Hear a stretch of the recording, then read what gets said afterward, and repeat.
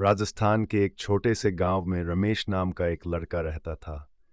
उसका परिवार बेहद गरीब था। पिता खेतों में मजदूरी करते थे और मां घरों में काम करके कुछ पैसे कमाती थी।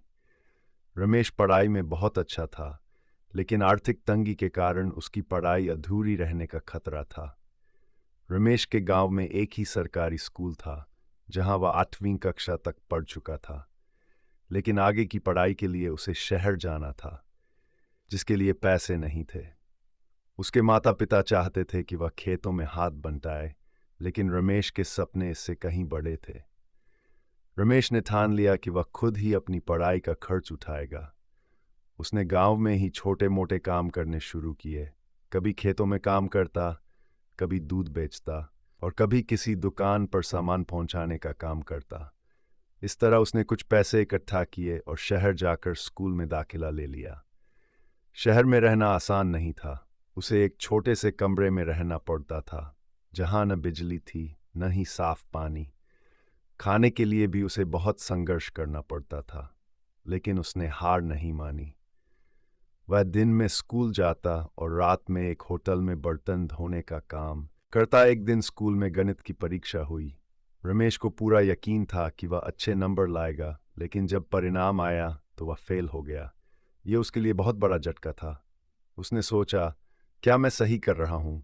क्या मुझे वापस गांव लौट जाना चाहिए?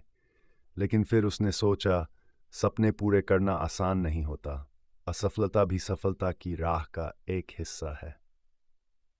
उसने अपनी कमजोरियों को पहचाना और भी मेहनत से पढ़ाई शुरू कर दी। वह रोज स्कूल के बाद लाइब्रेरी जाता, अध्यापकों से सवाल पूछता और रात में देर तक पढ़ता। 1 साल की कड़ी मेहनत के बाद रमेश ने बोर्ड परीक्षा में टॉप किया। उसके इस संघर्ष को देखकर एक स्थानीय व्यापारी ने उसकी आगे की पढ़ाई का खर्च उठाने का फैसला किया। इससे रमेश को बहुत राहत मिली और वह और भी जोश से पढ़ाई करने लगा। उसने इंजीनियरिंग की प्रवेश परीक्षा दी और पूरे राज्य में पहला स्थान प्राप्त किया। अब उसकी पढ़ाई की पूरी व्यवस्था एक नामी कॉलेज ने कर दी थी। कॉलेज में भी रमेश ने अपनी मेहनत जारी रखी। 4 साल बाद उसने इंजीनियरिंग की डिग्री हासिल की और एक बड़ी कंपनी में नौकरी मिल गई। उसकी पहली तनख्वाह उसके पूरे परिवार की साल भर की कमाई के बराबर थी। आज रमेश एक सफल इंजीनियर है और उसने अपने गांव में एक स्कूल खोल दिया है, ताकि कोई और बच्चा पैसे की कमी के कारण पढ़ाई से वंचित न रह जा।